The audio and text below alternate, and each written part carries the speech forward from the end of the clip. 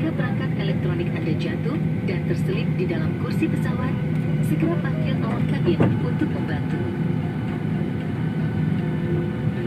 Untuk kenyamanan, Anda dapat menikmati fasilitas in-flight connectivity di beberapa tipe pesawat kami.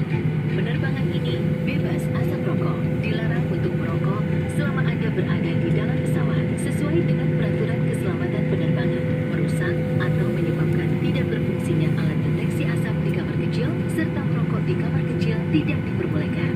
Perhatikan pintu darurat terdekat dengan Anda dan ingatlah bahwa pintu darurat mungkin berada di belakang Anda. Terdapat lampu di lantai yang akan mengarahkan Anda ke pintu darurat. Semua pintu darurat dilengkapi dengan alat peluncur yang akan mengepung untuk evakuasi di darat. Jika diperlukan evakuasi, segera menuju ke pintu darurat dan tinggalkan barang-barang.